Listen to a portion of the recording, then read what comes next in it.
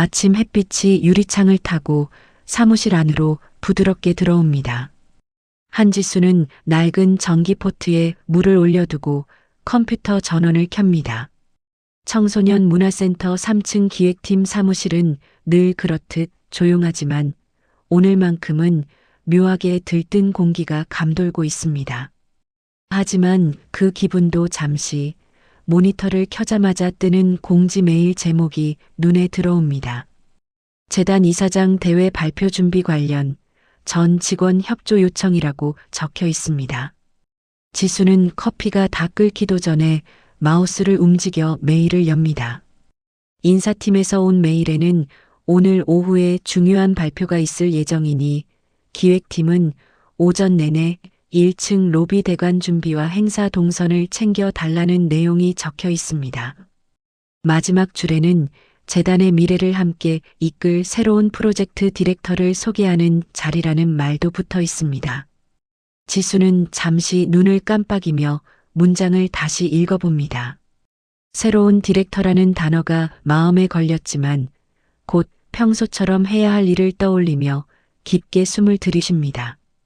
이 센터에서 5년을 버티는 동안 늘 그랬듯 오늘도 자신이 맡은 일을 묵묵히 해내면 된다고 스스로를 다독입니다. 이른 시간부터 로비에는 철제 의자와 접이식 테이블이 줄지어 놓이고 현수막을 걸기 위한 사다리가 세워집니다. 지수는 안전모를 쓴 업체 직원과 일정표를 맞춰보며 마이크 테스트 시간과 기자 도착 예상 시간을 다시 확인합니다. 손에 들린 체크리스트에는 음향, 조명, 포토월, 다과, 동선, 비상구 표시까지 빼곡하게 적혀 있습니다. 업체 직원이 고개를 갸웃거리며 지수에게 묻습니다. 팀장님, 포토월은 이쪽 벽이 나을까요? 입구 쪽이 나을까요? 지수는 노트를 한 장 넘기며 포토월 배치 도면을 보여줍니다. 카메라는 여기서 들어올 거예요.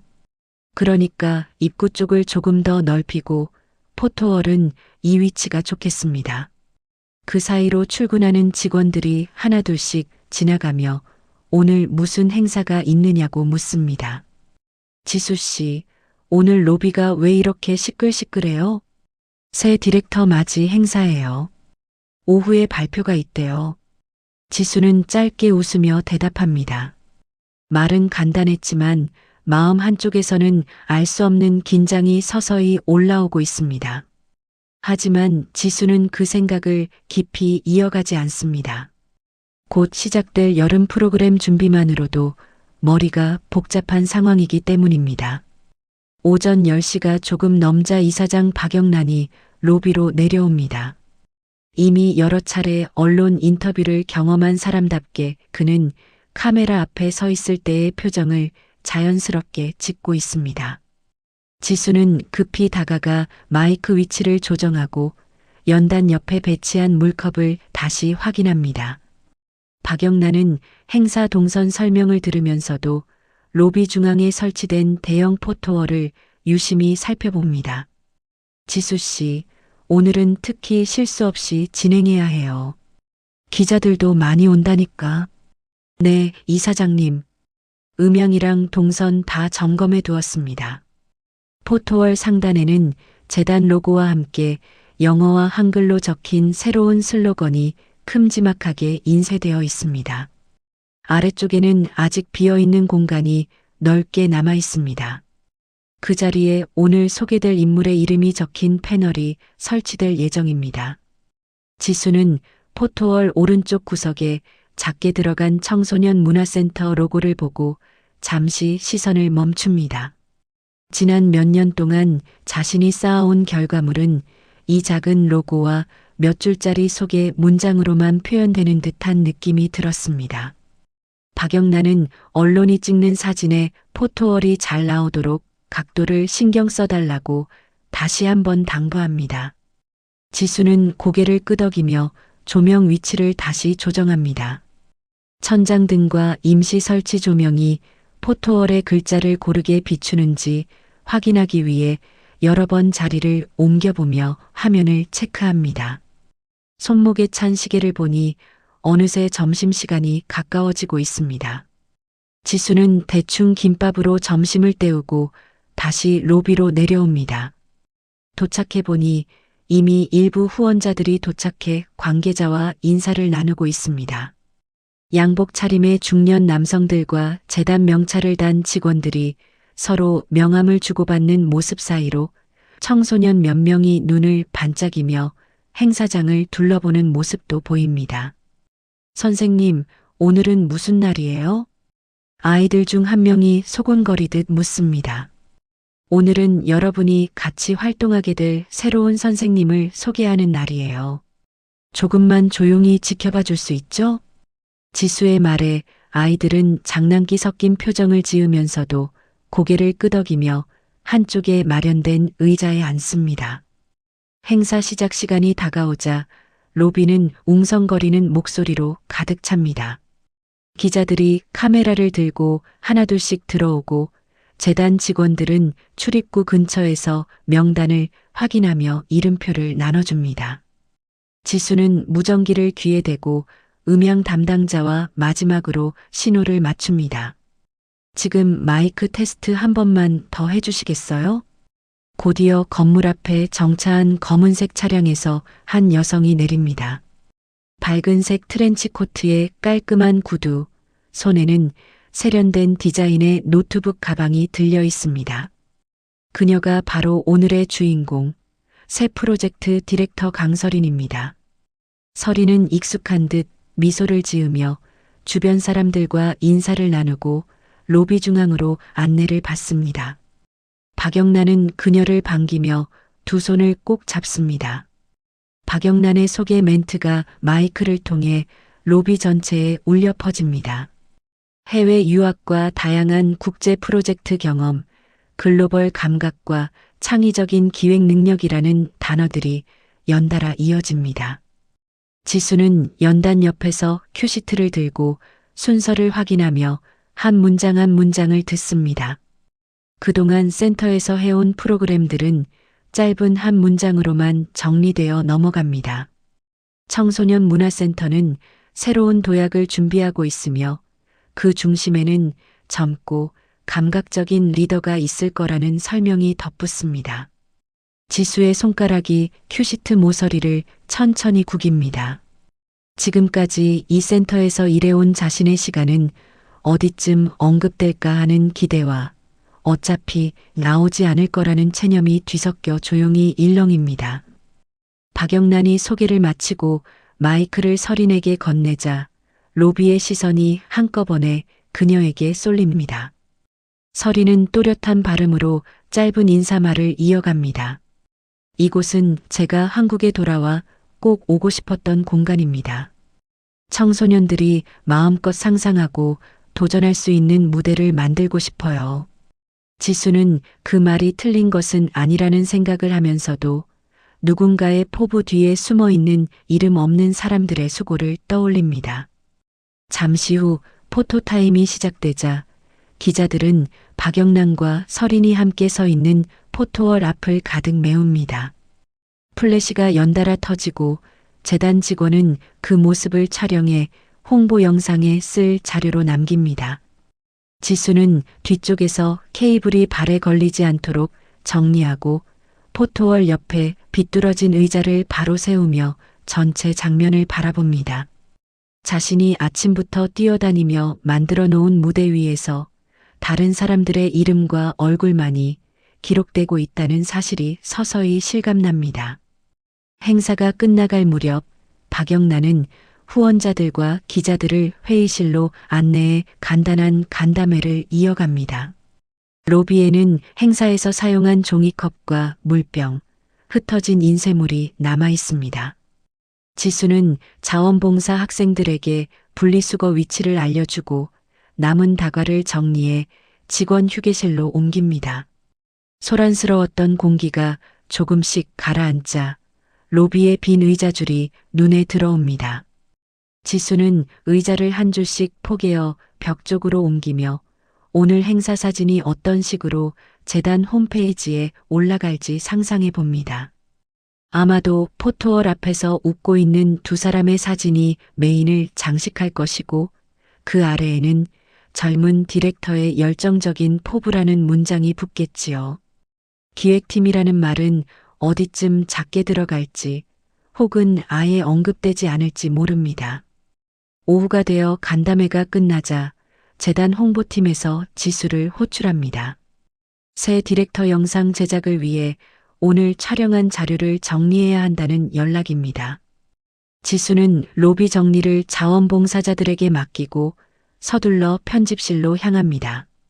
작은 방 안에는 카메라에서 옮겨온 영상 파일이 모니터에 길게 늘어서 있습니다. 홍보팀 직원이 모니터를 가리키며 말합니다. 여기서부터 여기까지가 인사말이에요. 이 부분은 길게 쓰고 프로그램 설명은 자막으로만 처리하죠. 지수는 타임코드를 확인하며 행사 시작부터 끝까지의 장면을 훑어봅니다. 포토월 앞 인사말, 후원자들과 악수하는 장면, 기자들의 질문에 답하는 모습까지 서린의 얼굴이 여러 각도로 화면을 채웁니다. 반면 지수가 화면에 잡힌 부분은 마이크를 정리하거나 의자를 옮기는 뒷모습뿐입니다. 홍보팀 직원은 영상 콘셉트가 새 디렉터를 중심에 두는 것이라고 덧붙이며 필요하면 내일 추가 인터뷰 촬영도 잡겠다고 말합니다. 지수는 모니터에서 눈을 떼지 않은 채 조용히 고개를 끄덕입니다. 자신의 이름이 어디에도 등장하지 않는 화면을 보면서도 이제는 익숙해져야 하는 일이라는 생각이 스치고 지나갑니다.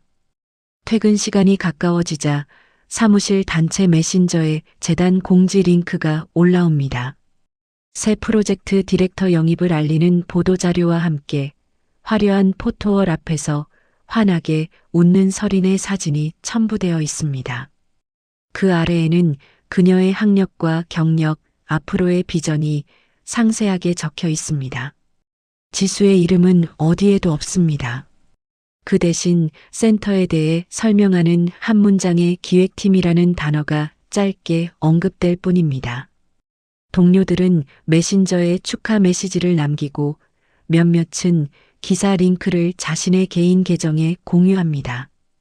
우리 센터도 이제 방송 자주 타겠네요. 누군가 농담하듯 메시지를 남기자 짧은 감탄사가 줄줄이 이어집니다. 지수는 한동안 화면을 바라보다가 조용히 창을 닫습니다. 책상 위에는 아직 처리하지 못한 여름 프로그램 서류가 쌓여 있고 그 위로 오늘 행사 체크리스트가 뒤엉켜 놓여 있습니다.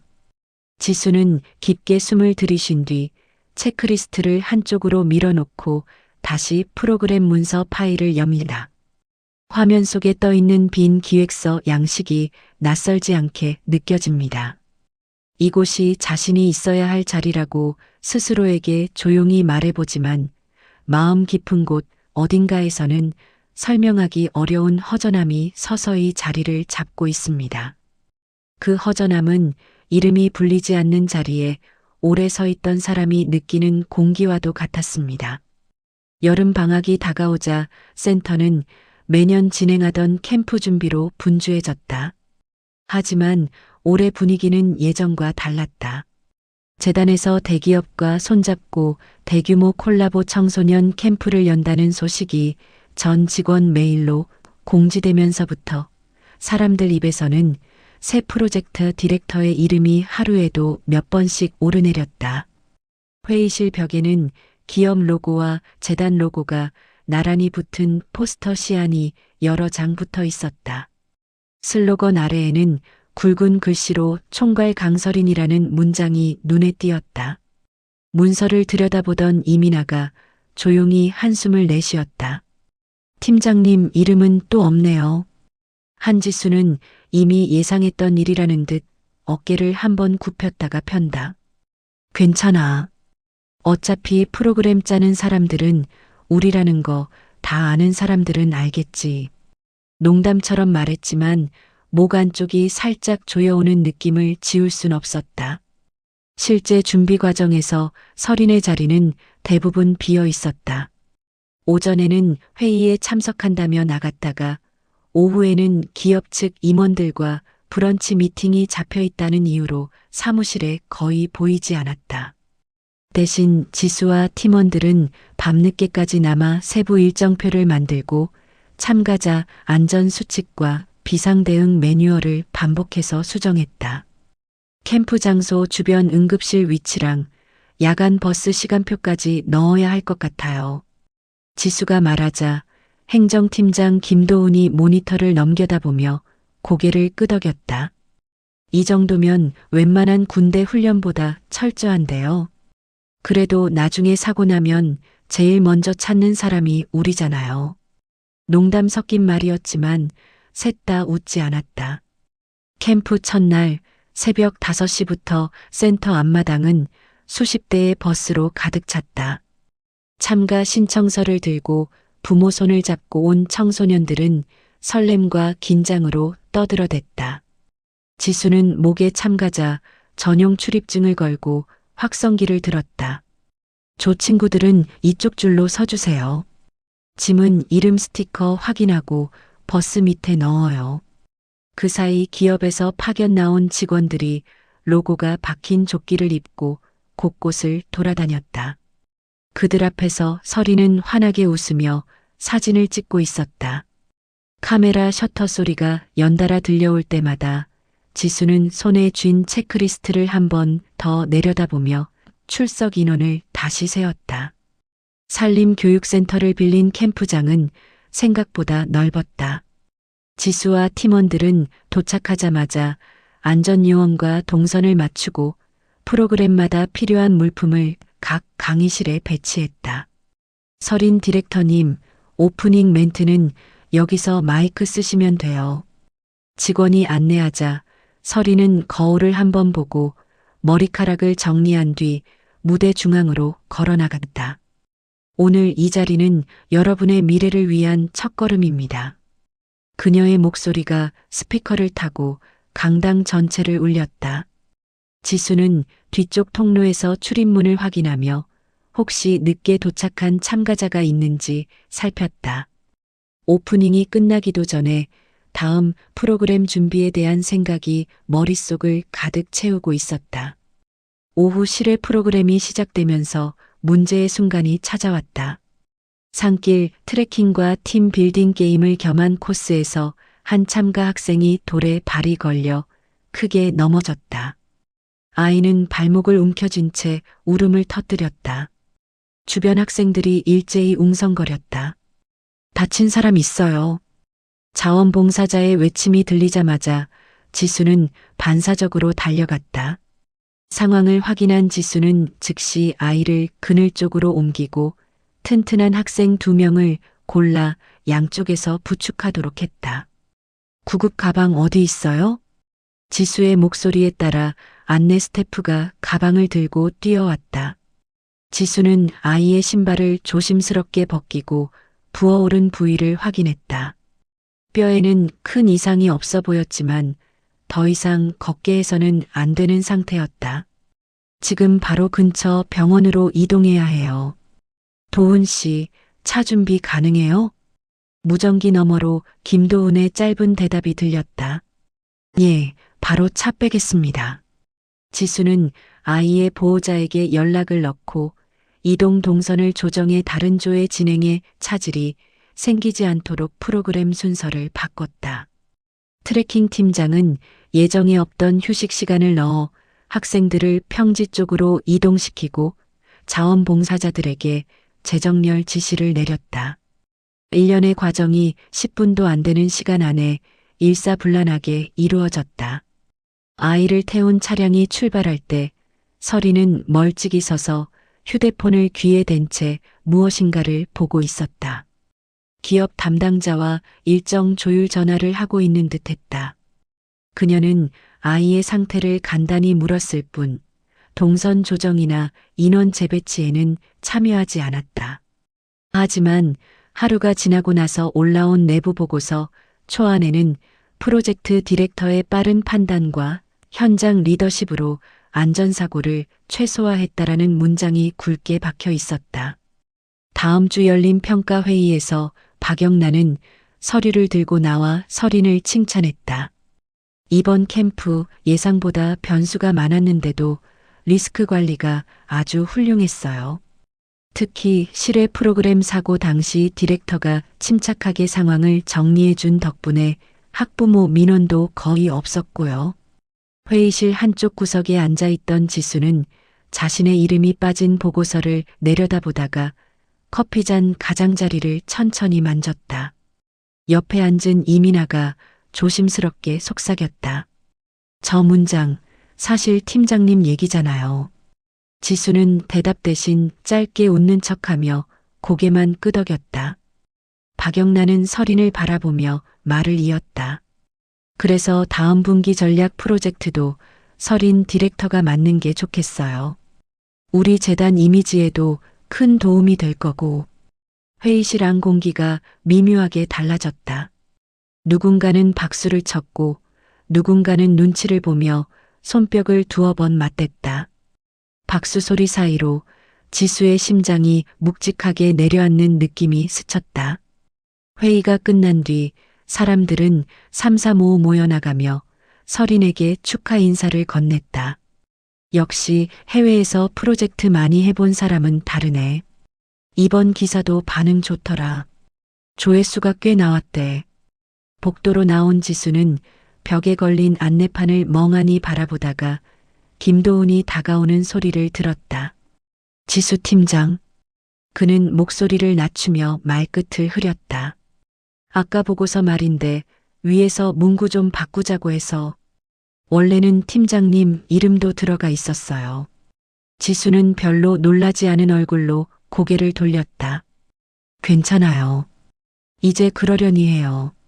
그래도 좀 미안하네요. 내가 막을 수 있는 일도 아니고. 김도훈의 말에는 진짜 미안함과 체념이 함께 섞여 있었다. 지수는 그 감정을 누구보다 잘 알고 있었다. 이 조직에서 오래 버틴 사람일수록 무엇을 포기해야 살아남는지 몸으로 익히게 되니까. 그날 저녁 지수는 집으로 돌아가는 버스 창가에 앉아 휴대폰을 열었다. 재단 공식 계정은 벌써 성공적인 청소년 캠프 현장이라는 제목의 영상을 올려두고 있었다. 썸네일에는 미소 짓는 서린과 기업 임원들이 나란히 서 있었다. 재생 버튼을 눌러보니 강당에서의 오프닝 멘트, 포토월 앞 단체 사진, 인터뷰 장면이 차례로 이어졌다. 트레킹 코스에서 웃는 아이들의 모습도 나왔다. 다만 발목을 다쳐 울던 아이도 그 옆에서 응급처치를 하던 자신의 모습도 어디에도 없었다. 화면 어딘가 구석에서 오렌지색 조끼를 입고 서 있는 뒷모습이 잠깐 스쳐 지나가는 장면이 있었지만 얼굴은 흐릿하게 잘려 있었다. 지수는 영상을 끄고 화면을 내려 재단 기사 댓글을 훑어봤다. 이런 프로그램 좋네요. 요즘 애들에겐 이런 경험이 필요하죠. 호의적인 반응 사이로 누군가가 센터 직원들의 과로 실태를 언급한 댓글을 남겼지만 곧 삭제되었다. 지수는 그 댓글이 누구였을지 짐작하면서도 더 이상 찾아보지 않았다. 버스가 다리를 건널 때 창밖으로 캠프장이 있던 방향의 산 능선이 희미하게 보였다. 지수는 쌓여있는 피로를 핑계로 눈을 감아보려고 했지만 머릿속은 오히려 더 또렷해졌다. 오늘 사고가 조금만 더 심각했더라면, 만약 아이가 크게 다쳤다면 보고서의 문장은 또 어떻게 바뀌었을까? 책임을 지는 이름에는 과연 누구의 이름이 들어갔을까? 지수는 가볍게 고개를 젓는다. 어차피 일어나지 않은 일에 대한 상상을 길게 붙잡고 있을 여유는 없다. 하지만 마음 한구석에서 무언가가 천천히 닳아 없어지는 느낌은 버스가 신호에 멈출 때마다 은근하게 커져갔다. 집에 도착해 가방을 내려놓고도 지수는 바로 샤워를 하지 못하고 식탁 의자에 앉아 멍하니 손등을 바라봤다. 낮에 아이의 발목을 잡고 상태를 확인할 때 자신은 손을 떠는 아이보다도 더 침착해야 했다. 그때는 단지 해야 할 일을 했을 뿐인데 돌아와 생각해보니 그 모든 장면에서 자신의 이름은 빠져 있었다. 지수는 천천히 손가락을 오므렸다가 편다. 내일이면 또 다른 회의와 또 다른 준비가 이어질 것이다. 그리고 그 모든 결과물은 다시 누군가의 포트폴리오 속 기록으로 남겠지. 그 사실을 깨달을수록 이곳에서 보내는 자신의 5해가 정확히 어디에 적혀 있는지 묻고 싶어지는 밤이었다. 다음 날 아침 사무실에는 캠프가 잘 끝나서 다행이라는 말과 함께 피곤하다는 농담이 오갔다. 복사기 앞에서 동료는 지수에게 말을 걸었다. 팀장님, 기사 봤어요? 우리 센터 난리던데요. 단체톡에서도 전부 링크 돌고. 지수는 모니터를 켜며 무심한 척 물었다. 좋게 나왔어요? 그럼요. 서린 디렉터님 인터뷰가 거의 반 페이지를 잡았더라니까요. 이제 진짜 우리 센터 얼굴이신 듯. 센터의 얼굴이라는 표현이 다시 한번 귀에 박혔다. 예전에는 누군가 농담 삼아 지수를 그렇게 불러주던 때도 있었다. 현장 사진 찍을 때면 늘 중심에 서서 청소년 옆을 지켜주던 사람, 프로그램 설명을 대신해주던 사람. 이제 그 자리는 포토월 앞에서 자연스럽게 포즈를 취할 줄 아는 누군가의 것이 되어 있었다. 회의용 캐비닛 한쪽에는 새로 제작된 명함 상자가 쌓여 있었다. 상자 겉면에는 프로젝트 디렉터 강설인이라는 문구가 인쇄되어 있었다. 지수의 명함 상자는 그 옆 아래칸, 약간 손이 닿기 불편한 높이에 묵묵히 놓여 있었다. 누군가 무심코 서린의 상자를 집어들며 말했다. 행사 나갈 땐 이거 위주로 챙겨야겠네요. 요즘 사람들은 사진 찍은 사람이 누군지에 더 관심 많으니까. 지수는 서류철을 정리하는 척하면서 그 말을 듣고도 아무 말도 하지 않았다. 말 한마디 덧붙이는 순간 자신이 무엇을 잃게 될지 너무 잘 알고 있었기 때문이다. 그날 하루도 지수의 이름은 보고서와 메신저, 기사 어디에서도 불리지 않았다. 대신 팀 전체, 센터 직원들 같은 모호한 표현이 모든 수고를 덮고 있었다. 가을로 넘어가는 시기, 센터 복도에는 새로운 포스터 시안들이 줄줄이 붙기 시작했다. 익숙한 캠프나 동아리 모집이 아니라 금빛 그래프와 로켓 아이콘이 그려진 낯선 디자인이었다. 청소년 소셜벤처 육성 프로그램이라는 제목 아래 작은 글씨로 투자 참여형이라는 문구가 눈에 들어왔다. 지수는 프린터에서 막 나온 문서를 들고 회의실로 들어갔다. 테이블 중앙에는 사업계획서 초안이 여러 부 겹쳐 놓여 있었고 서린은 이미 자리를 잡고 노트북을 펼쳐두고 있었다. 박영란은 벽면 스크린에 자료를 띄우며 간단히 설명을 시작했다. 이번 프로젝트는 단순한 교육 프로그램이 아니에요. 청소년들이 직접 아이디어를 내고 학부모와 함께 소액을 출자해서 스타트업에 공동 투자하는 구조입니다. 사회 공헌과 수익 모델을 동시에 잡는 거죠. 벽에 비친 슬라이드에는 화살표와 파이 그래프가 화려하게 움직였다. 지수의 시선은 설명이 아니라 작은 각주에 붙어 있는 손실 가능성은 참가자의 책임이라는 문장에 멈췄다.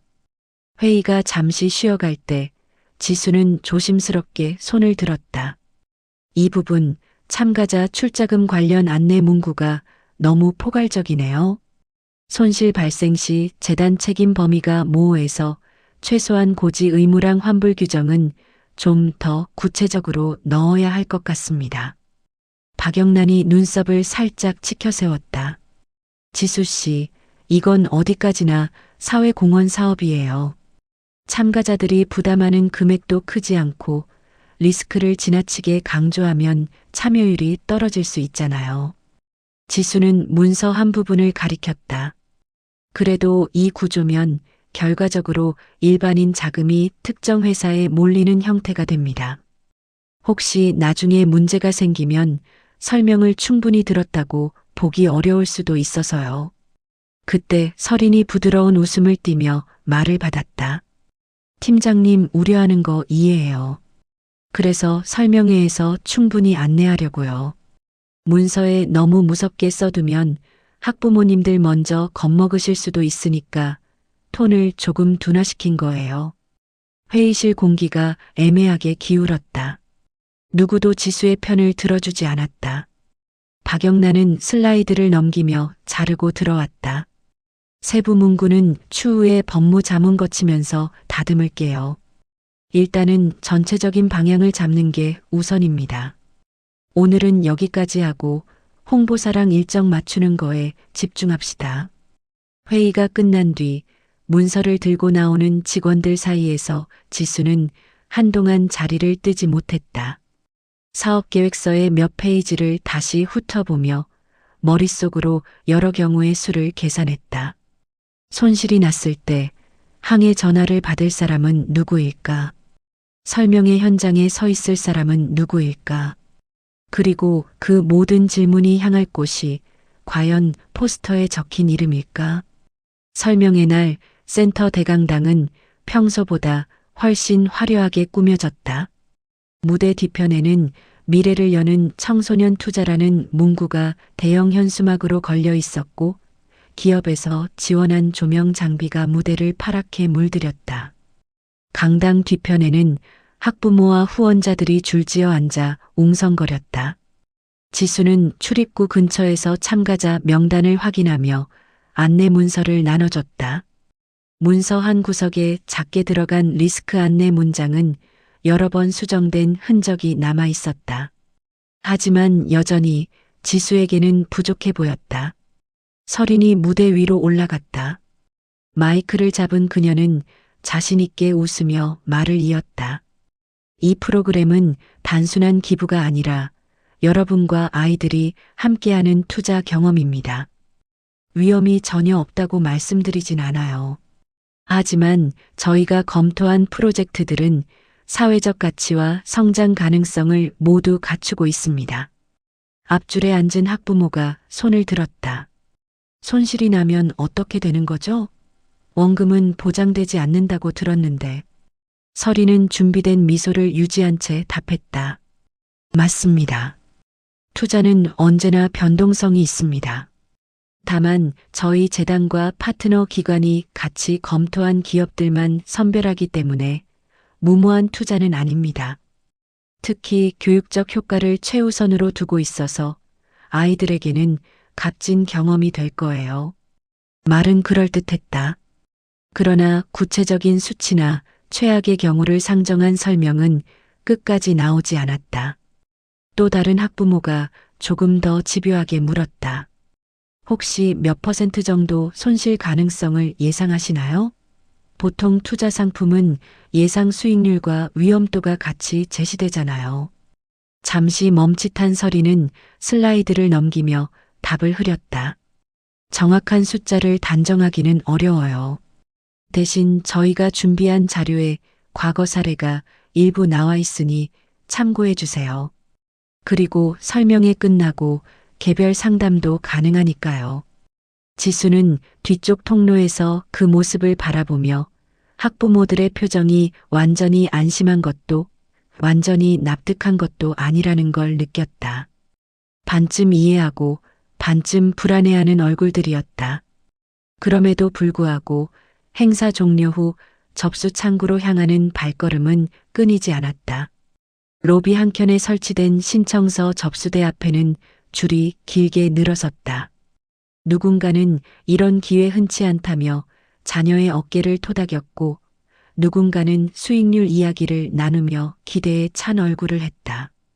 행정 시스템에는 실시간으로 입금 내역이 찍히기 시작했다. 김도우는 사무실로 돌아와 모니터를 확인하더니 살짝 눈을 동그랗게 떴다. 와, 예상보다 속도가 빠르네. 첫날에 이 정도면.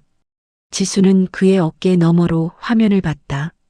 참가자 출자금, 학부모 추가 후원, 연계기업 기부금이 각기 다른 항목으로 들어오고 있었다. 합계 금액 옆에는 빨간색으로 상단 목표치의 퍼센트가 표시되어 있었다. 숫자는 빠르게 올라가 80%를 넘기고 있었다. 이거 프로그램 계좌 따로 만든 거죠? 지수가 묻자 김도훈이 고개를 끄덕였다. 응. 근데 말이야, 요즘 전표에 특이한 메모가 달려서 좀 신경 쓰였어요. 그는 몇 개의 회계 전표 화면을 더 열어 보여줬다. 일부 지출 항목 옆에는 재단 본부 전용이라는 메모가 달려 있었다. 이건 뭐예요? 정확히는 나도 몰라요. 본부에서 직접 올린 지시라 여기서 이해 제기하기엔 애매하죠. 그날 밤 대부분의 직원들이 퇴근한 뒤에도 지수는 자리를 뜨지 않았다. 복도 불빛이 하나둘 꺼지고 청소기의 소음이 멀어질 때까지 모니터에 뜬 숫자를 바라봤다. 프로그램 계좌에서 어디로 돈이 흘러가는지 시스템상에서는 어느 정도까지 추적이 가능했다.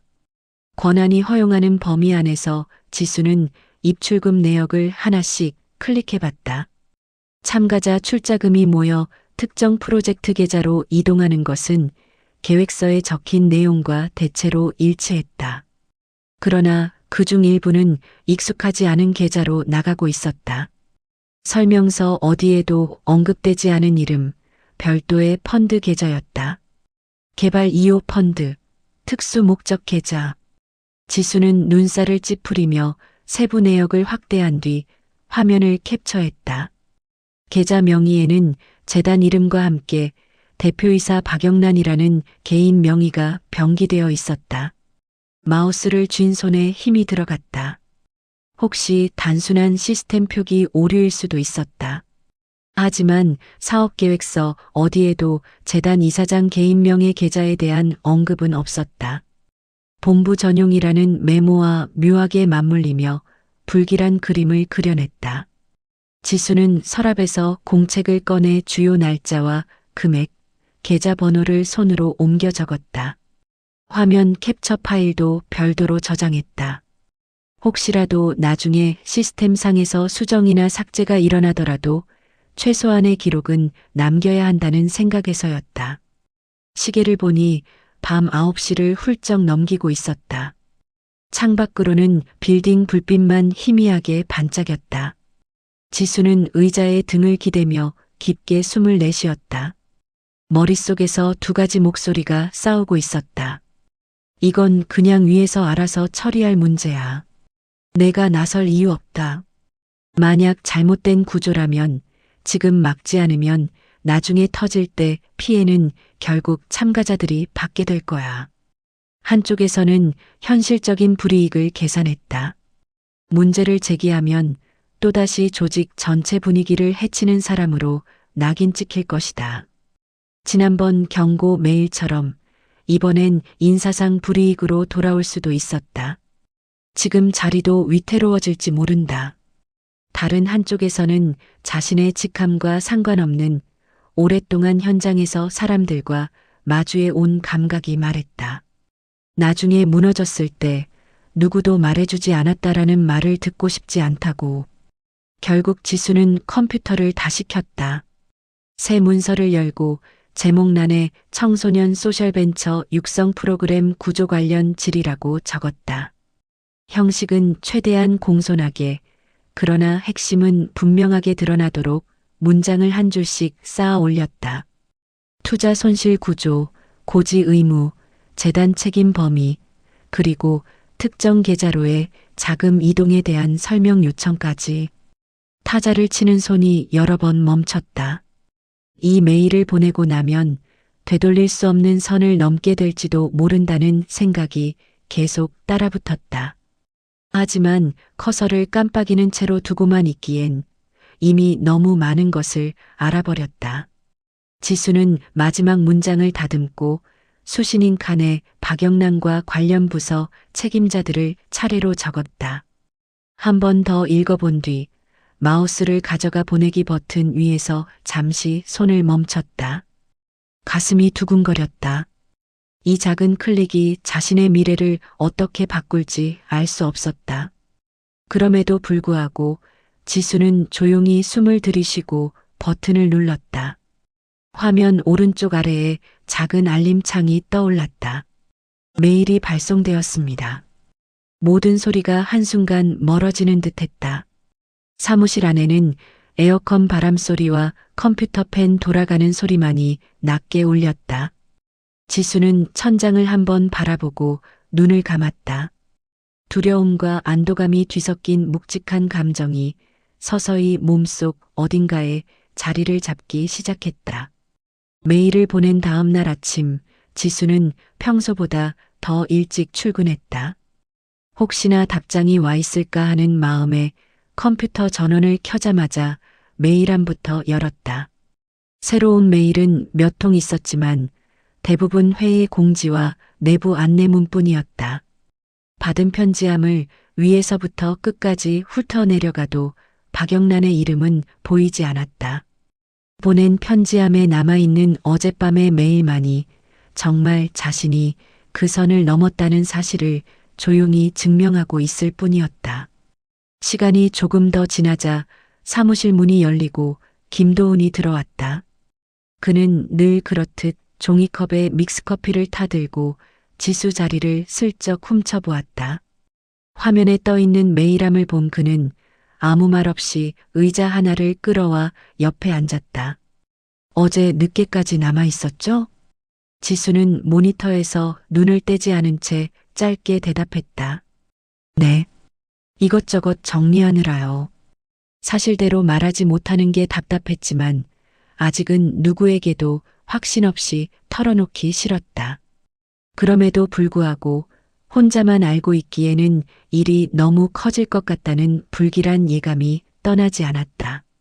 오전 중반 재단 본부에서 보낸 회람 메일이 전체 직원에게 날아왔다. 소셜벤처 육성 프로그램 순항 중이라는 제목 아래 예상보다 높은 참여율과 긍정적인 언론 반응을 자랑스럽게 나열한 내용이 이어졌다. 슬라이드처럼 첨부된 사진에는 서린이 학부모와 청소년 사이에 서서 웃고 있는 장면이 여러 장 붙어 있었다. 지수의 메일에 대한 답은 여전히 없었다. 결국 지수는 점심시간 직전 조심스럽게 김도훈을 복도로 불러냈다. 사람들의 발걸음이 뜸한 구석에서 지수는 낮은 목소리로 말을 꺼냈다. 회계 전표 얘기했던 거요. 본부 전용이라고 달린 메모들 조금 더 자세히 볼 수 있을까요? 김도훈은 잠시 눈을 피하다가 주변을 둘러봤다. 솔직히 말하면 나도 좀 찜찜했어요. 그냥 위에서 시키니까 처리했지만 같이 한번 확인해 봅시다. 둘은 약속이라도 한 듯 아무 일 없다는 듯 사무실로 돌아와 시간이 맞춰졌을 때 조용히 재무팀 서버에 접속했다. 권한이 제한된 폴더에 들어가기 위해서는 추가 인증이 필요했다. 김도훈이 자신의 아이디로 로그인하자 지수가 미리 메모해둔 날짜와 금액을 화면에 입력하며 관련 파일들을 하나씩 호출했다. 계약서 폴더 속에는 재단 명의와 함께 박영란 개인 이름이 병기된 투자 약정서들이 여러 개 섞여 있었다. 일부 문서에는 강설인의 이름도 공동 투자자로 올라가 있었다. 손실 발생 시 재단은 법적 책임을 지지 않으며 참가자의 출자금은 고지된 위험을 충분히 인지한 상태에서 제출된 것으로 간주한다. 일정 수익률 이상 발생 시 성과 보수는 대표이사 개인 계좌로 지급한다. 지수는 문장을 천천히 읽어 내려가다가 손가락을 멈췄다. 더는 단순한 오해라고 넘기기 어려운 수준이었다. 명목상으로는 청소년을 위한 사회공헌 사업이지만 구조만 놓고 보면 참가자, 자금이 특정 소수를 위한 투자 통로로 활용될 여지가 충분했다. 이 정도면 최소한 이사회에서 따로 보고했어야 하는 거 아닌가요? 지수의 말에 김도훈은 어색하게 웃었다. 했을 수도 있죠. 우리 같은 실무자들이 모를 뿐일 수도 있고, 하지만 이렇게 섞여 있는 건 나도 처음 봅니다. 둘은 화면을 캡처하고 핵심이 될 만한 부분을 별도의 파일로 정리했다. 혹시라도 나중에 문서가 수정되거나 삭제되더라도 원본에 가까운 흔적을 남기기 위해서였다. 지수는 모니터를 보며 생각했다. 자신이 보고 싶어서 본 정보라기보다는 일을 하다 보니 자연스럽게 눈에 들어온 정보라고 주장할 여지는 있을까? 그런 변명조차 허용되지 않을 수도 있다는 것을 알면서도 머릿속 한켠에서는 이미 최악의 경우를 대비한 문장을 만들고 있었다. 오후가 되자 결국 박영란에게서 메일이 도착했다. 간단한 회의 요청이었다. 제목은 프로그램 구조 관련 질의에 대한 답변이라고 적혀 있었지만 본문에는 직접 이야기 나누고 싶다. 시간 맞춰 내려오라는 한 줄뿐이었다. 지수는 손바닥에 땀이 배는 것을 느끼며 본부층으로 올라갔다. 이사장실은 늘 그렇듯 정갈하게 정리되어 있었다. 벽에는 각종 감사패와 사진들이 빼곡히 걸려 있었다. 박영란은 지수를 보자마자 형식적인 미소를 지었다. 바쁜 와중에 올라오게 해서 미안해요. 메일은 잘 봤습니다.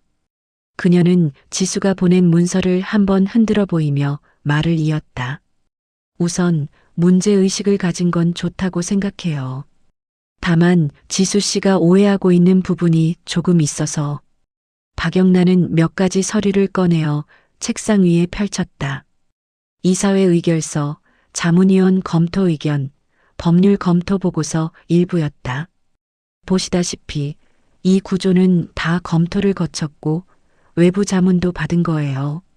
대표이사 명의가 들어간 건 기금 집행을 유연하게 하기 위한 형식상의 문제일 뿐입니다. 재단이 책임을 회피하려는 구조가 아니고요. 지수는 문서 위에 시선을 떨군 채 조심스럽게 물었다.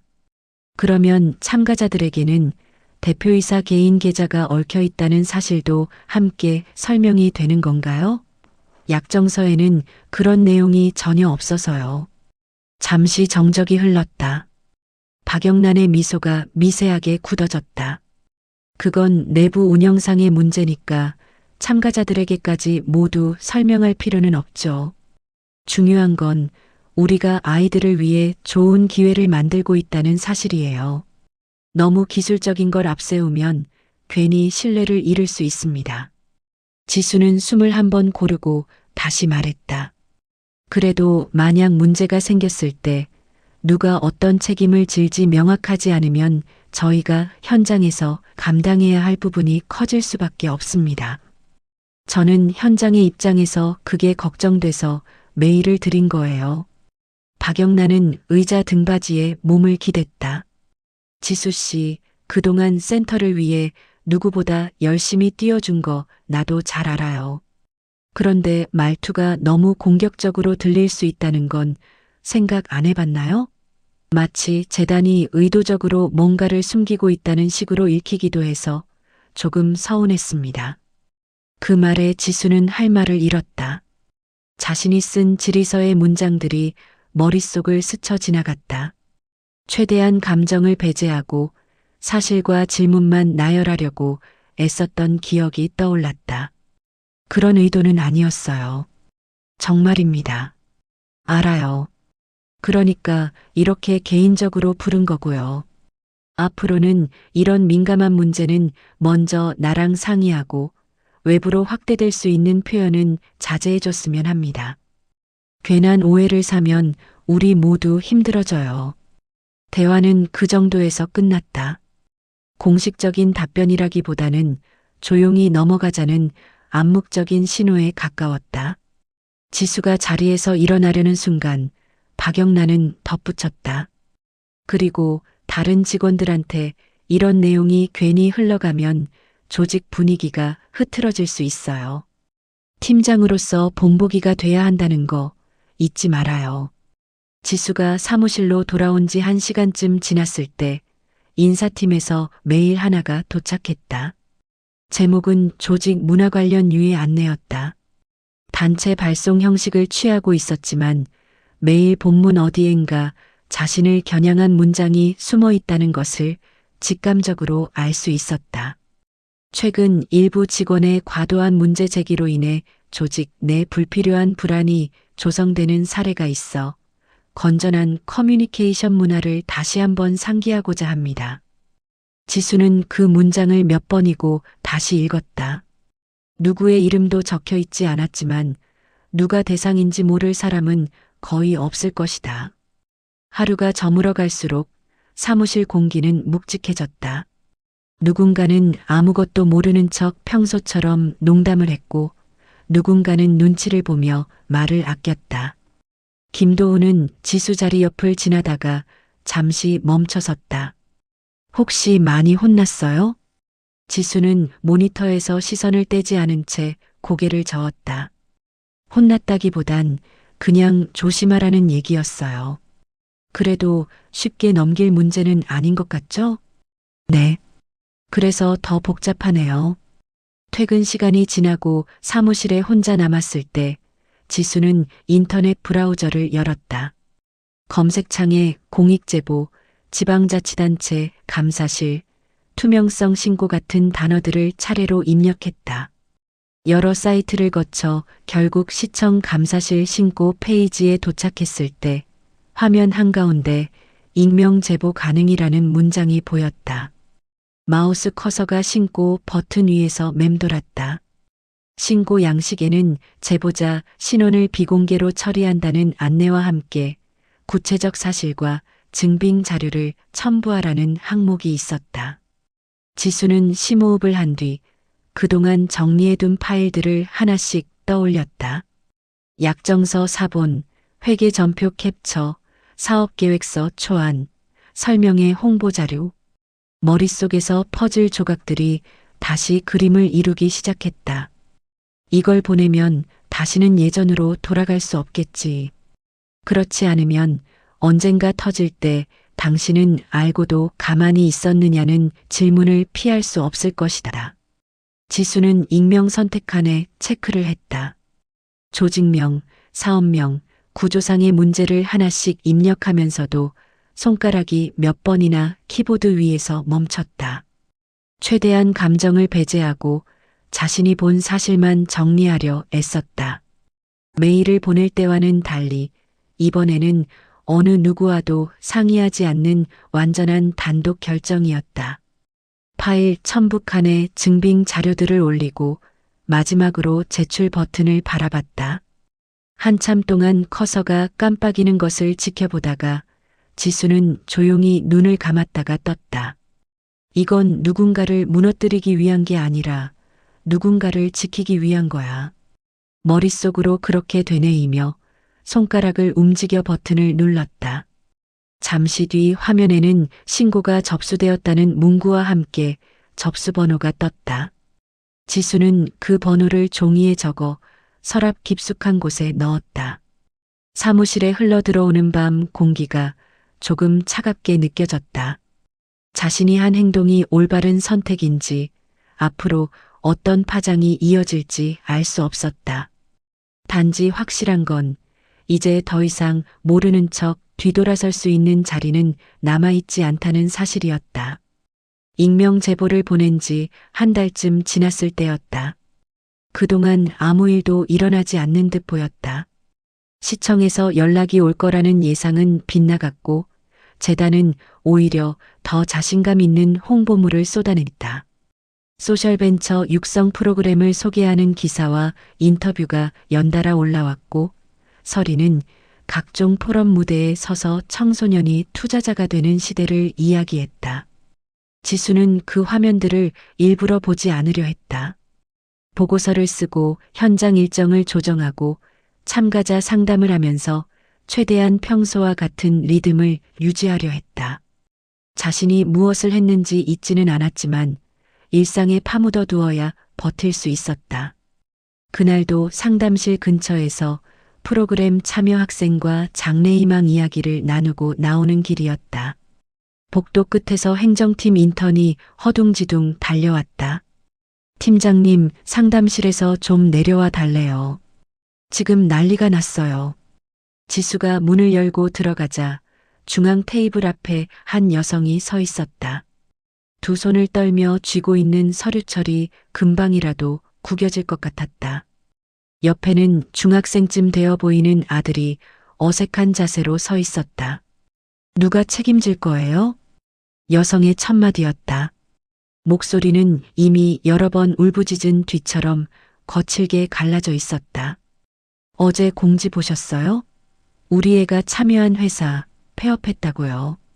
그런데도 여기선 아무 설명도 없잖아요. 돈이 어디로 갔는지, 누가 관리했는지 한 번도 제대로 들은 적이 없어요. 지수는 자리에 앉으라고 권했다. 아이에게는 잠시 복도에서 기다리라고 부탁한 뒤 천천히 상황을 들었다. 학부모는 처음 설명회에서 들은 말들을 하나하나 되짚었다. 위험이 전혀 없다고는 못하지만 교육적 경험이 우선이다 같은 문장들이 반복될수록 허탈함이 묻어났다. 저도 투자 손실 자체가 억울하다고만 생각하진 않아요. 그럴 수도 있죠. 그런데 최소한 과정이 어땠는지는 알려줘야 하는 거 아니에요? 지금까지 받은 건 축하 문자랑 행사 사진뿐이었어요. 성공적인 청소년 투자 경험이라면서 지수는 가슴이 서늘해지는 것을 느끼며 고개를 끄덕였다. 그녀가 예상했던 장면이 결국 눈앞에서 펼쳐지고 있었다. 지수는 내부 시스템에서 해당 스타트업의 기록을 조회했다. 투자금 입금 날짜와 금액, 회의록, 멘토링 기록이 차례로 뜨는 화면 사이로 폐업 신고서, 스캔본이 하나 끼어 있었다. 경영 악화로 인한 잦은 폐업. 단 4글자의 사유였다. 출자금이 정확히 어디까지 사용됐는지 설명하는 문장은 어디에도 없었다. 말씀하신 불편함이 당연하다고 생각합니다. 지수는 최대한 담담한 목소리로 말했다. 오늘 바로 재단 본부에 공식 답변을 요청하겠습니다. 그리고 학부모님께 직접 연락드릴 수 있도록 연락처를 정리해 두죠. 지금 당장 명확한 답을 드리기 어렵다는 건 정말 죄송합니다. 여성은 한숨을 깊게 내쉬더니 눈가를 훔쳤다. 우리 애가 여기 프로그램 한다고 얼마나 자랑스러워 했는지 아세요? 자기 아이디어가 진짜 세상에 나간다고. 그런데 결과가 이게 뭐예요? 돈이 문제가 아니에요. 아이가 우리는 그냥 이용당한 거 아니냐고 묻는데 뭐라고 말해야 할지 모르겠다고요. 상담이 끝난 뒤 지수는 즉시 보고서를 작성해 박영란과 관련 부서에 보냈다. 얼마 지나지 않아 시청 감사팀에서 센터 방문 일정을 잡았다는 공문이 동시에 도착했다. 익명 제보가 실제 민원과 맞물리며 공식 검토 단계로 넘어간 셈이었다. 날짜는 생각보다 빨리 잡혔다. 그 주 금요일 감사팀이 직접 센터로 찾아온다고 적혀 있었다. 감사팀이 도착한 날 센터 3층 회의실 앞 복도는 이례적으로 조용했다. 회색 양복을 입은 감사 담당자들이 노트북과 서류 가방을 들고 들어왔다. 인사말도 짧게 바로 자료 제출 요구가 이어졌다. 소셜벤처 육성 프로그램 관련 계약서, 회계 전표, 홍보물, 설명회 자료, 내부 회의록 전부 필요합니다. 원본과 수정본을 구분해서 제출해 주세요. 지수는 이미 정리해둔 폴더를 열어 파일 구조를 설명했다. 시스템에서 직접 자료를 꺼낼 수 있도록 권한을 부여해 달라는 요청에 따라 김도은과 함께 서버 접속을 지원했다. 그 과정에서 감사팀은 몇 가지 서류를 보고 다시 물었다. 이 약정서는 왜 버전이 여러 개죠? 여기 날짜와 여기 날짜 사이에 문구가 일부 바뀌었네요. 지수는 설명의 전후에 리스크 안내 문장이 수정된 경위를 있는 그대로 말했다. 당시 내부 회의에서 표현을 완화하자는 의견이 나와서 법무 검토를 거치지 못한 상태로 일부 문장이 변경되었습니다. 말을 하면서도 목이 말라왔다. 감사 담당자의 눈빛이 잠시 지수에게 머물렀다가 문서로 돌아갔다. 조사는 며칠에 걸쳐 이어졌다. 직원들은 한 명씩 불려가 개별 면담을 했다.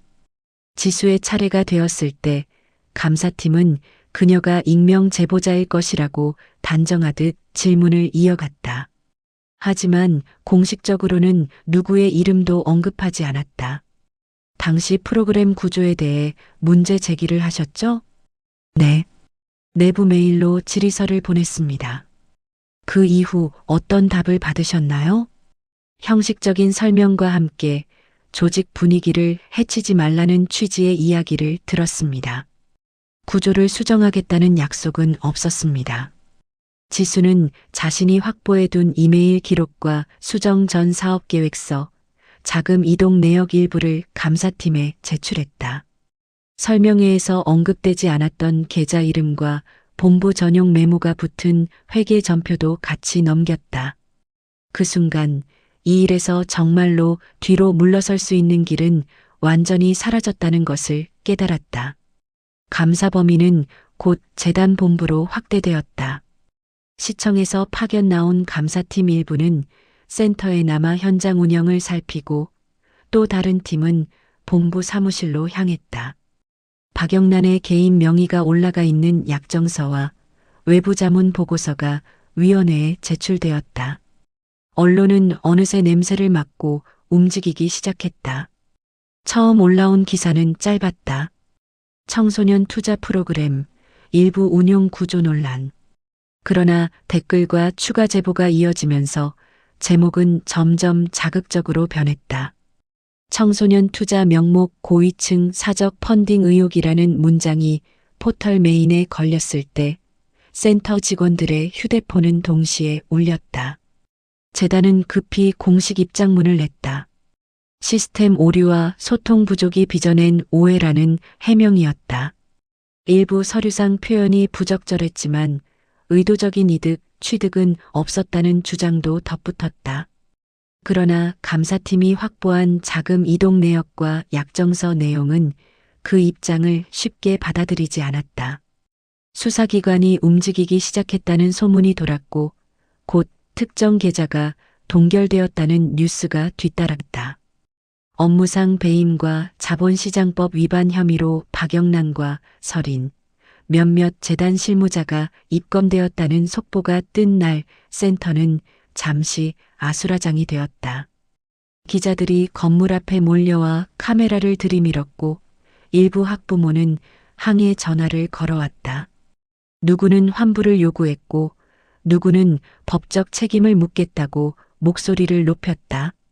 지수는 그 소란 속에서 최대한 눈에 띄지 않게 움직였다. 인터뷰 요청이 들어와도 모두 홍보팀으로 돌려보냈다. 죄송하지만 저는 이 프로그램의 대외 설명 권한이 없습니다. 그 말은 절반만 사실이었다.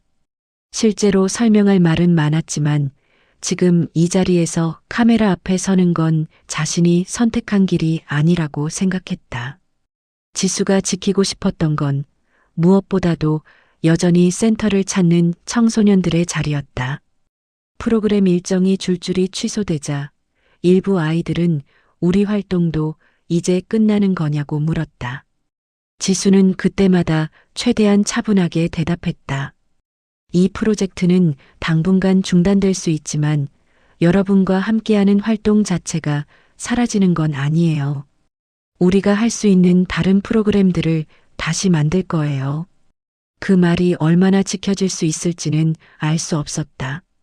그러나 당장 눈앞에서 불안해하는 아이들에게 필요한 건 완벽한 진실이 아니라 최소한의 안정감이라고 믿었다.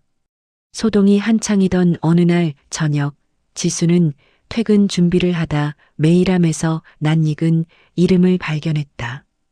몇 해 전 센터 동아리 활동을 하다가 졸업한 학생이었다. 제목은 짧았다. 뉴스 보고 연락드려요. 본문에는 길지 않은 문장이 적혀 있었다. 요즘 센터가 시끄럽네요. 그래도 제가 기억하는 건 거기서 만난 선생님들과 프로그램이에요. 그때 배운 것들 덕분에 지금 하고 싶은 일을 찾았어요.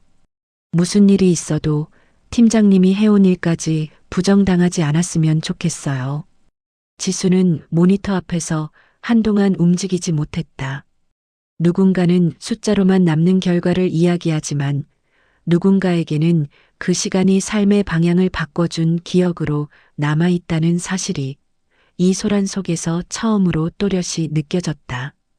며칠 뒤 검찰청에서 참고인 조사를 위한 출석 요청 공문이 도착했을 때 사무실은 다시 술렁였다.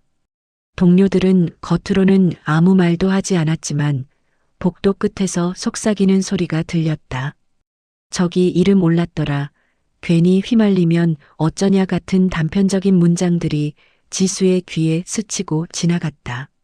지수는 문서를 들고 잠시 창틀에 기대섰다. 두려움이 전혀 없는 건 아니었지만 적어도 이제는 자신이 한 말을 법 앞에서 그대로 반복할 준비가 되어 있었다. 회사의 충성심보다 먼저 지켜야 하는 것이 무엇인지 지난 시간 동안 충분히 배웠으니까. 밤이 되면 지수는 사무실 한 구석에서 혼자 남은 서류들을 정리했다. 감사팀이 가져가지 않은 자료들, 취소된 일정표, 참가자 연락망. 그 사이에 끼어 있는 개인 메모를 보며 이 프로그램을 처음 기획할 때 세웠던 목표들을 떠올렸다. 청소년에게 제대로 된 사회 경험을 제공하자는 취지 자체는 거짓이 아니었다. 문제는 그 이름 뒤에 숨은 구조였다. 창밖으로는 여전히 기자들이 서성거리는 모습이 보였다. 플래시가 번쩍일 때마다 지수는 지난 몇 달간 자신이 버텨온 이유를 다시 떠올렸다. 누군가의 얼굴을 망치고 싶어서가 아니라 누군가의 얼굴을 지키고 싶어서였다. 이제 사건은 개인의 손을 떠나 제도와 법의 영역으로 넘어가고 있었다. 겨울 초입, 센터 건물 앞에 서 있던 촬영 장비들이 하나둘씩 사라졌다. 몇 달 전만 해도 포토월과 플래시로 가득하던 공간은 이제 낡은 안내판과 벗겨진 페인트만 남아 있었다. 소셜벤처 육성 프로그램은 공식적으로 전면 재검토라는 이름의 무기한 중단을 맞았다. 재단 홈페이지 메인 화면에서도 관련 배너는 어느 날 조용히 내려갔다. 수사 결과가 발표되기까지는 시간이 더 걸렸다. 검찰은 최종적으로 박영란과 강설인에게 업무상 배임과 횡령 일부 혐의를 적용했다. 대표이사 명의로 개설된 펀드 계좌에서 성과 보수 명목으로 빠져나간 돈, 설명회에서 제대로 고지되지 않았던 위험구조, 내부 승인 절차 없이 수정된 계약서가 모두 문제로 지적되었다. 첫 공판이 열리던 날 센터 사람들은 각자의 자리에서 생중계되는 법원 앞 영상을 묵묵히 바라봤다. 카메라 앞에 선 두 사람은 아이들을 위한 일이었다는 말을 반복했다. 화면 아래 자막에는 사회공헌 훼손 논란 같은 문장이 번갈아 떴다. 지수는 참고인 신분으로 법정에 서서 자신이 본 사실과 기록을 그대로 진술했다. 어느 문장에서 목소리가 떨리는지, 어느 질문에서 손가락에 힘이 들어갔는지 스스로도 알 수 있었다. 증언대에 서 있는 동안 지난 몇 해 동안 현장에서 마주쳤던 얼굴들이 머릿속을 스쳐 지나갔다.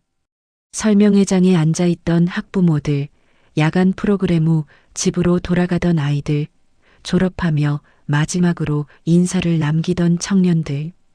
그들 앞에서 부끄럽지 않기 위해서라도 오늘은 숨지 말아야겠다고 마음속으로 되뇌었다. 재판이 끝나고 법원 계단을 내려오면서 적어도 한 가지는 분명했다. 더 이상 자신의 이름을 감추고 싶지는 않다는 것. 누군가의 뒤에서 팀 전체라는 말로 묶여 사라지는 대신 자신이 한 말을 책임지는 쪽을 선택하겠다는 생각이 조금씩 자리를 잡았다. 몇 주 뒤 재단 이사회는 박영란의 해임과 임시운영위원회 구성을 발표했다. 센터 직원들이 모인 자리에서 임시위원장은 조직 재정비 방안을 설명했다. 일부 사업은 축소되고 일부는 폐지되었다.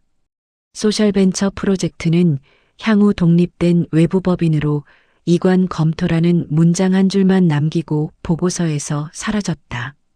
대신 예산표 맨 아래에는 구조조정이라는 항목이 새로 생겼다. 기획팀 인력 재배치 및 축소.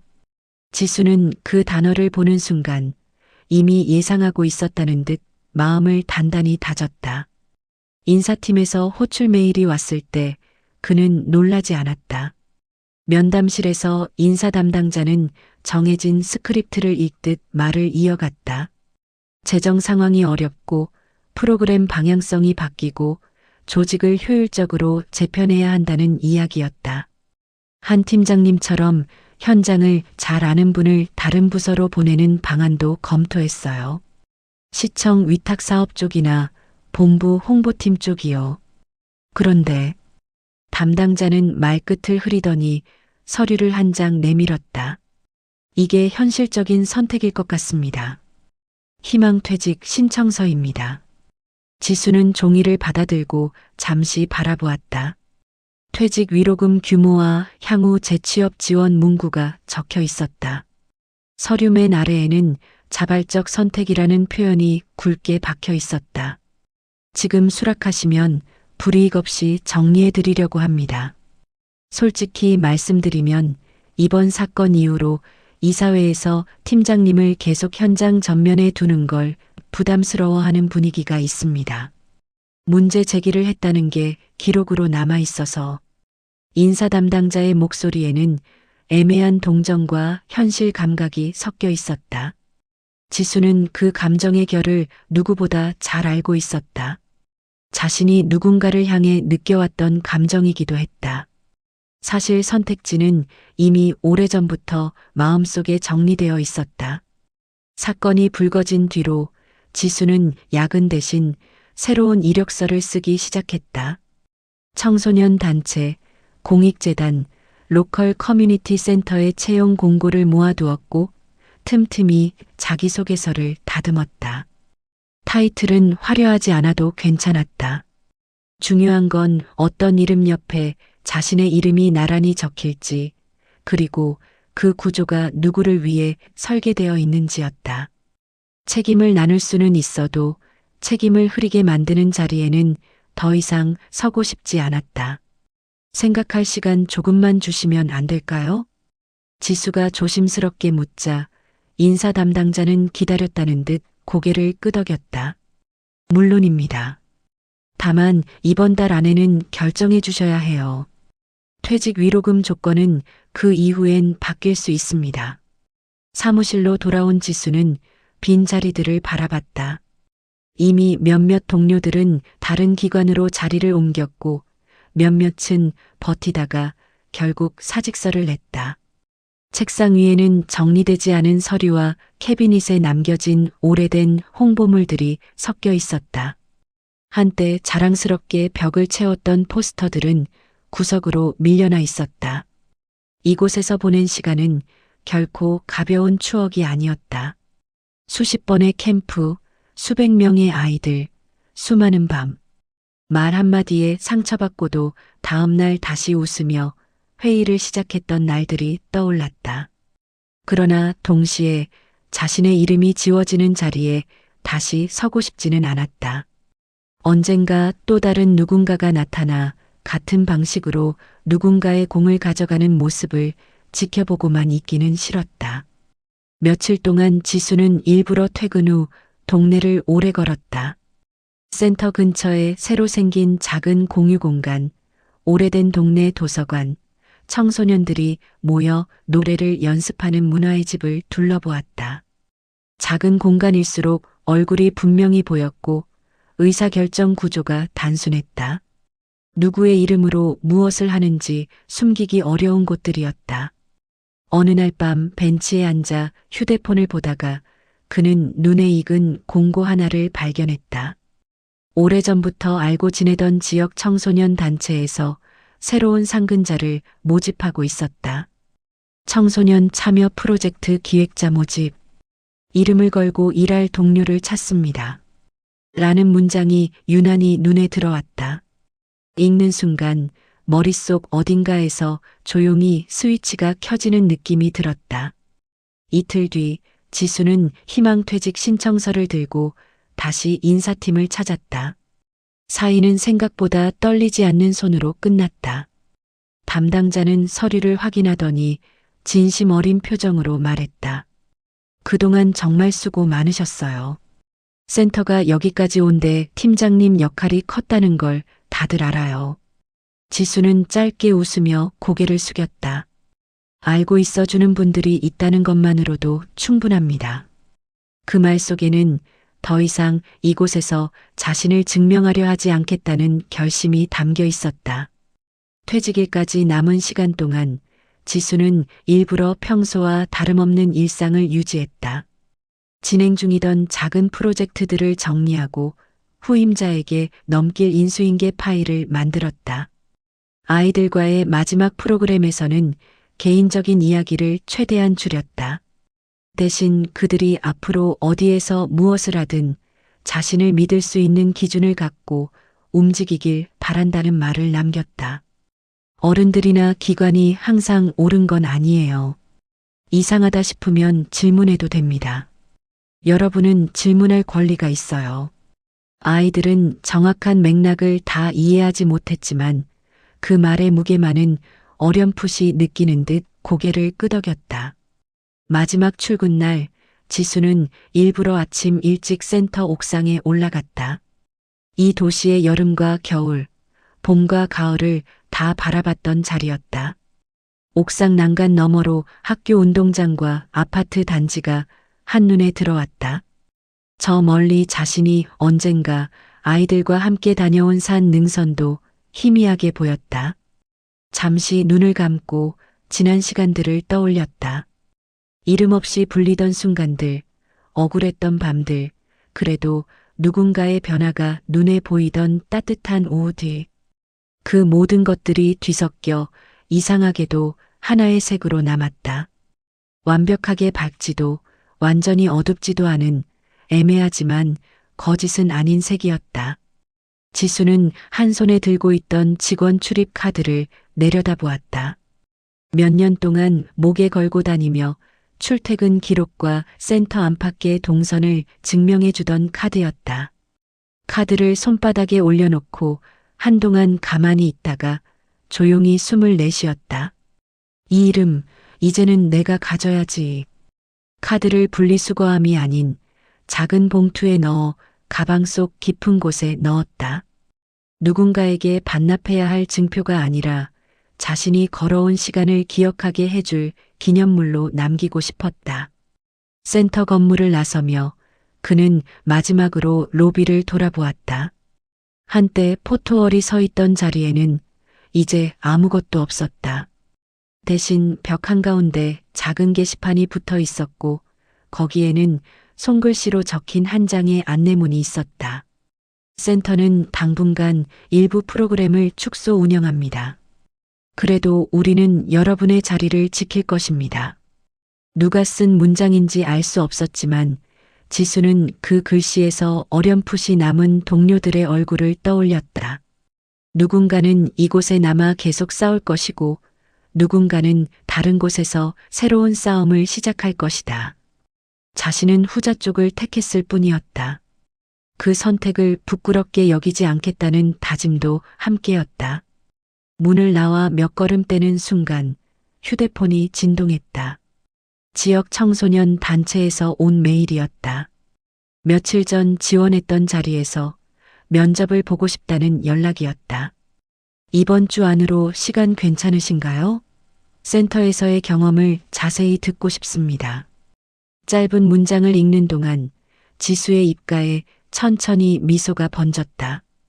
이곳에서의 시간이 완전히 잘못된 것이 아니었다는 증거를 누군가가 내밀어주는 것 같았다. 지수는 걸음을 옮기며 마음속으로 다짐했다. 앞으로 어디에서 일하든 이름이 불리지 않는 자리에 다시 서지 않겠다고. 누군가를 위해 대신 책임지는 역할을 맡을 수는 있지만 최소한 스스로를 지우는 일만큼은 하지 않겠다고. 자신의 이름을 온전히 가진 채 누군가에게 기대어도 괜찮다고 말해줄 수 있는 어른으로 남겠다고. 겨울바람이 차갑게 불어왔지만 이상하게도 발걸음은 가벼웠다. 센터에서 조금 떨어진 버스 정류장까지 가는 길이 어쩐지 낯선 도시가 아니라 새로 펼쳐진 지도처럼 느껴졌다. 그 지도 위에서 지수는 처음으로 또렷이 자신 이름을 적어보았다. 누가 대신 써넣은 직함이 아니라 스스로 선택한 자리 옆에 놓을 이름으로. 새로 옮긴 단체의 사무실은 센터보다 훨씬 작았다. 4~5명이 함께 쓰는 방 하나에 테이블과 소파, 벽을 채운 게시판이 전부였다. 대신 손글씨 포스터와 아이들이 남긴 낙서, 사진들이 촘촘히 붙어 있었다. 오늘도 겨우겨우 버틴 사람들 모임 같은 메모가 눈에 띄었다. 문을 열고 들어섰을 때 지수는 이상하리만큼 편안하다고 느꼈다. 단체 이름은 동네 참여연구소였다. 이름은 거창했지만 하는 일은 소박했다. 학교와 거리가 있는 청소년들이 동네에서 경험을 쌓을 수 있도록 프로젝트를 연결해주고 스스로 모임을 열 수 있도록 돕는 역할이었다. 칠판에는 이번 달 모임 일정이 빽빽하게 적혀 있었다. 동네 기록단, 학교 안 가는 날의 생존법, 알바 노동권 모임 같은 제목들이 줄줄이 보였다. 입사 첫날 지수는 곧바로 청소년 운영위원회 모임에 들어갔다. 둥그렇게 앉은 아이들 사이에 빈 의자가 하나 있었다. 진행을 맡은 스태프가 웃으며 소개했다. 오늘부터 같이 일하게 된 한지수 선생님이에요. 예전 센터에서 청소년 프로그램을 많이 하셨대요. 아이들 사이에서 웅성거림이 났다. 한 아이가 손을 들었다. 어디 센터요? 뉴스에 나오던 그? 지수는 잠깐 숨이 멎는 느낌이 들었지만 곧 고개를 끄덕였다. 응, 그 센터 맞아요. 거기에서 일하다가 지금은 여기로 옮겼어. 궁금한 건 나중에 따로 물어봐도 돼요. 오늘은 우리 모임 얘기부터 하자. 회의가 시작되자 아이들은 금방 자신의 이야기로 넘어갔다. 학교를 그만둘까 고민하는 얘기, 선생님과의 갈등, 집에서 나가고 싶은 마음과 무서운 현실 사이에서 갈팡질팡하는 이야기들이 오갔다. 지수는 옆에서 메모를 하며 필요할 때만 몇 마디를 보탰다. 모임이 끝나고 아이들이 하나둘 돌아간 뒤 한 아이가 남았다. 긴 머리를 하나로 묶은 고등학생이었다. 이름은 수연이라고 했다.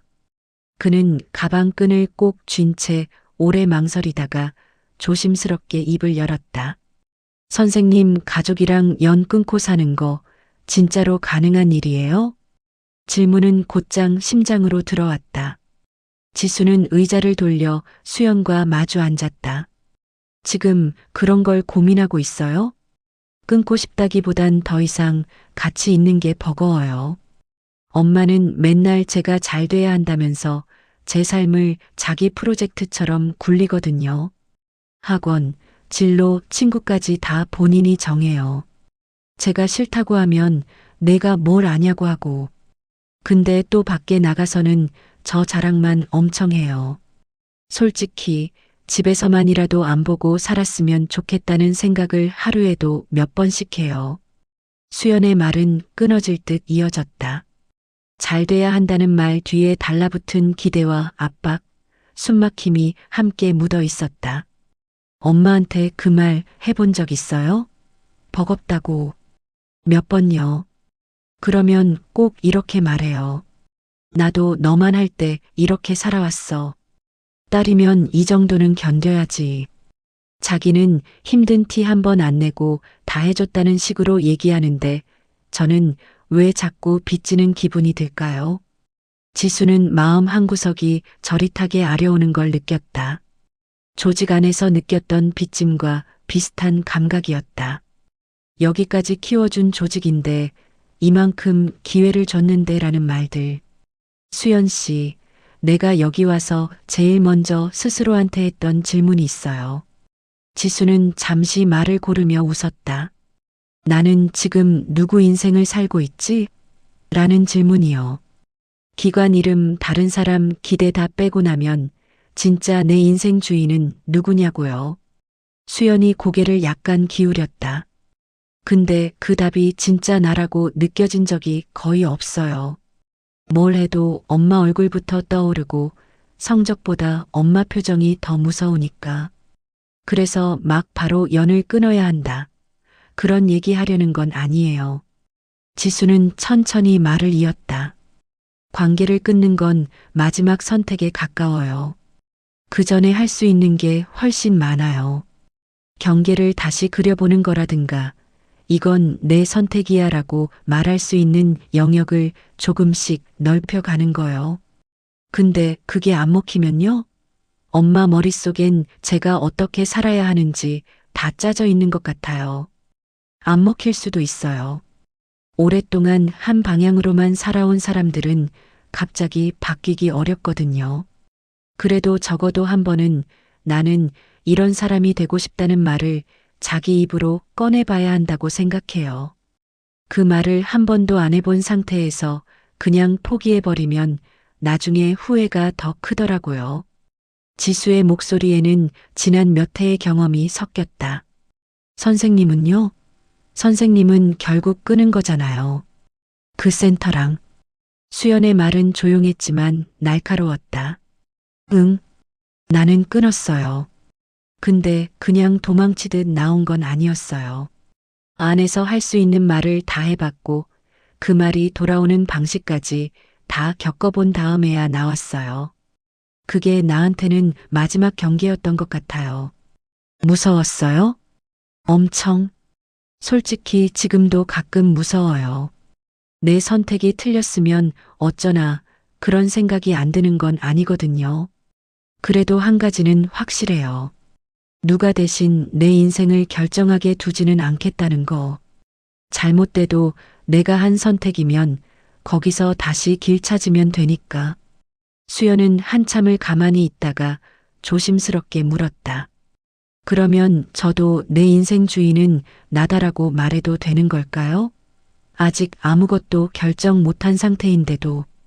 그 말은 뭘 엄청 해냈을 때만 할 수 있는 말이 아니에요. 지수는 펜을 손가락 사이에서 굴렸다. 오늘 학교 대신 여기 온 것도 사실 꽤 큰 선택이에요.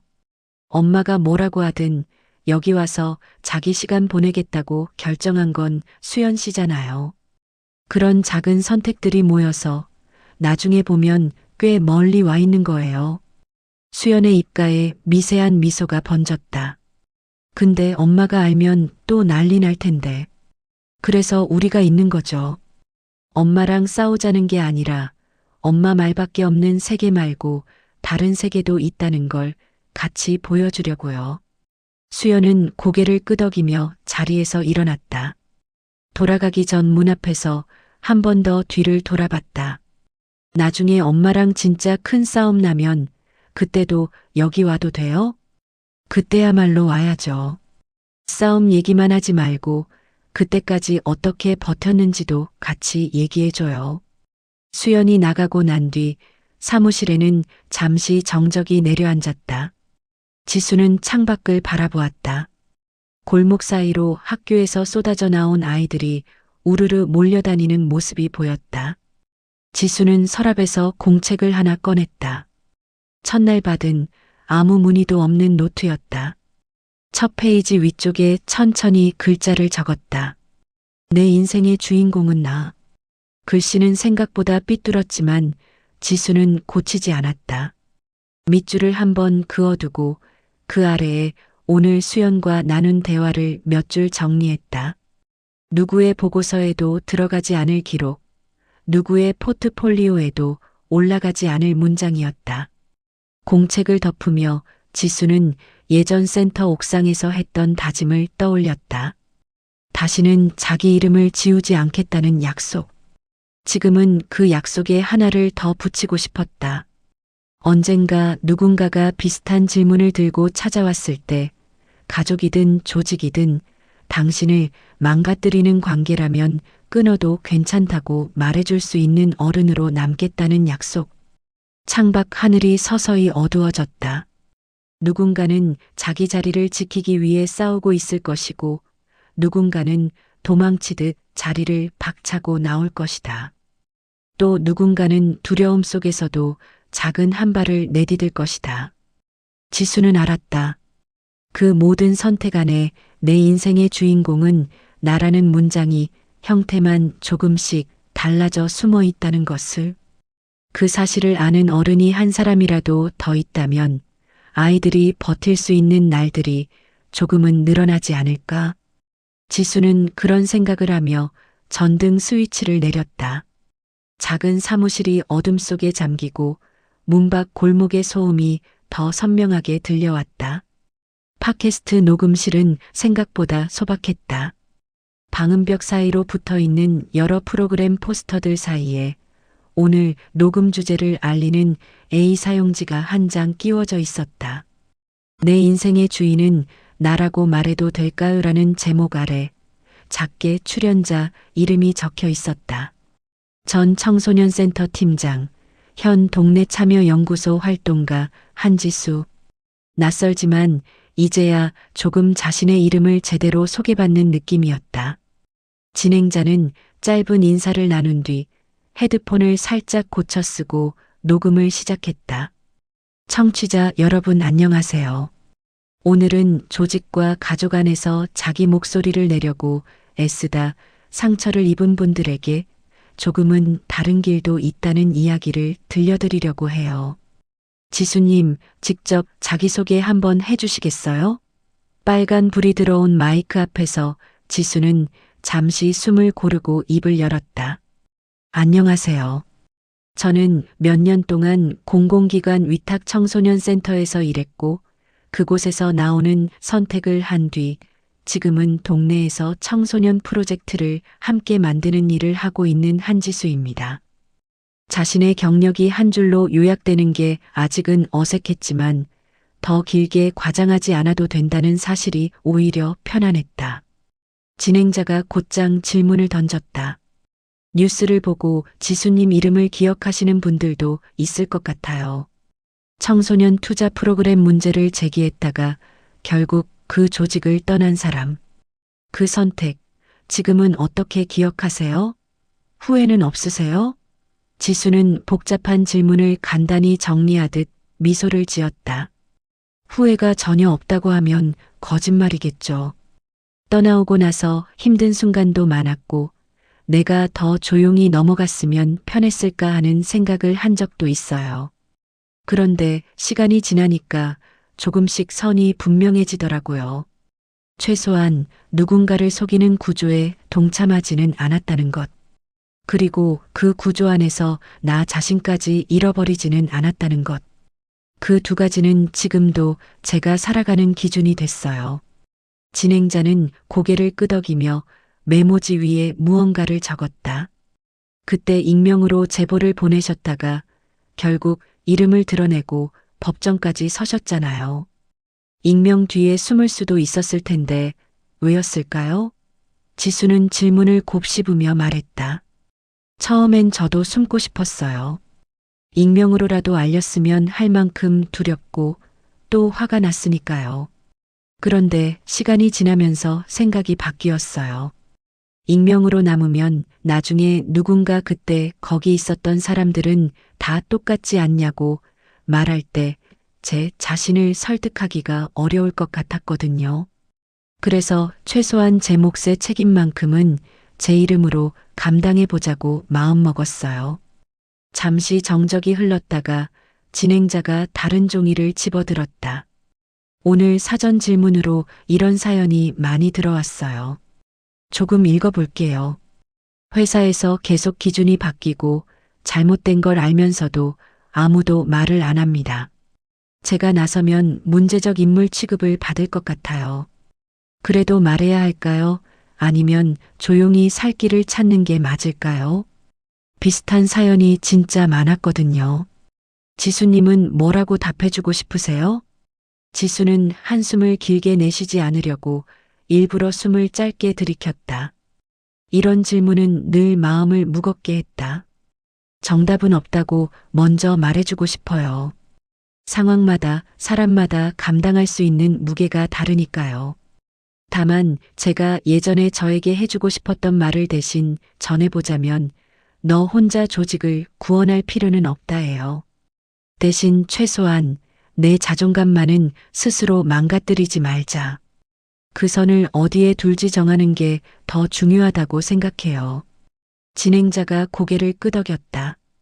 내 자존감만은 스스로 망가뜨리지 말자. 구체적으로는 어떤 건가요? 지수는 천천히 말을 이었다. 예를 들어, 내가 옳다고 믿는 말을 단 한 번도 꺼내보지 못한 채 그냥 버티기만 하는 건 언젠가 자기 자신에게 너무 미안해지는 선택일 수 있어요. 반대로 모든 걸 다 뒤집어 엎을 각오로 싸우는 것만이 용기는 아니라고 생각해요. 저는 그 사이 어딘가에 나만의 경계선을 긋는 게 필요하다고 봐요. 여기까지는 같이 가줄 수 있지만 이 선을 넘어서면 나는 떠나겠다고 스스로에게 약속하는 거죠. 녹음실 밖 부스에서 스태프가 손가락으로 동그라미를 그렸다. 녹음 상태가 좋다는 신호였다. 진행자는 고개를 끄덕인 뒤 마지막 질문을 꺼냈다. 그 경계선, 지수님은 결국 떠나겠다고 결정했던 쪽이잖아요. 지금 듣고 있는 분들 중에는 가족이든 직장이든 당장 떠날 수 없는 분들도 많을 텐데요.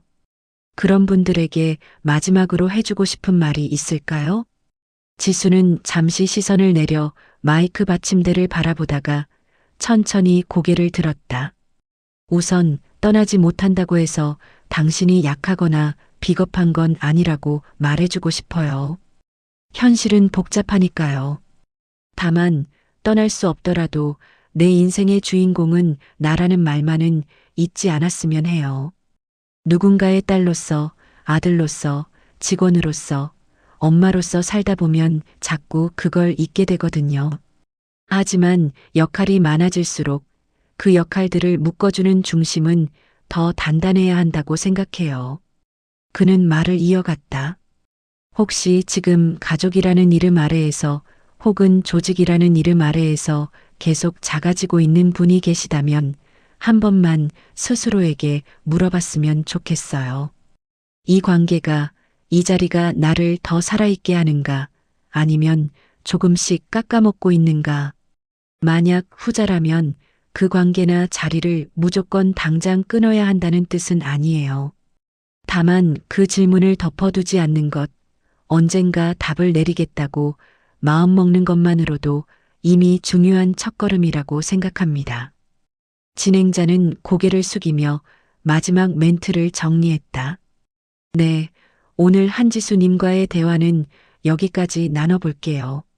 어쩌면 우리가 버텨야 하는 건 남들이 말하는 좋은 관계가 아니라 내가 나 자신에게 거짓말하지 않겠다는 약속인지도 모르겠습니다. 함께 해주셔서 감사합니다. 빨간 불이 꺼지고 녹음이 종료되었다는 표시가 떴다. 스튜디오 밖으로 나오자 겨울 공기가 얼굴을 스쳤다. 진행자가 문 앞까지 배웅하며 웃었다. 오늘 이야기 정말 고마워요. 방송 나가고 나면 비슷한 상황에 있는 분들이 많이 위로받을 것 같아요. 지수는 가볍게 고개를 숙였다. 저도요. 사실 오늘 한 말들은 예전에 그 사연 채널에서 들었던 문장을 제 방식으로 다시 말한 것 같아요. 내 인생의 주인공은 나입니다라는 문장. 그때는 머리로만 알았는데 이제는 몸으로 알아가는 중인 것 같아요. 집으로 돌아와 노트를 펼친 지수는 오늘 녹음에서 했던 말들을 다시 떠올렸다. 사람들 앞에서 말로 꺼낸 문장들을 글로 옮겨 적으니 조금 더 분명한 약속처럼 느껴졌다. 그는 마지막 페이지 아랫부분에 조심스럽게 한 줄을 덧붙였다. 하루하루 살아내기도 벅찬 세상에서 가족이나 조직이 나를 더 괴롭게 만든다면 그걸 그냥 견디지 않아도 된다. 나는 이용당하기 위해 태어난 사람이 아니다.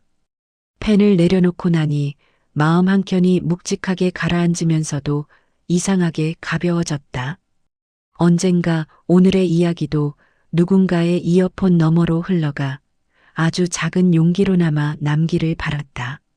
그리고 언젠가 수연이나 다른 아이들이 스스로를 지키는 선택을 할 때 이 문장들이 뒤에서 등을 살짝 밀어주기를 바랐다.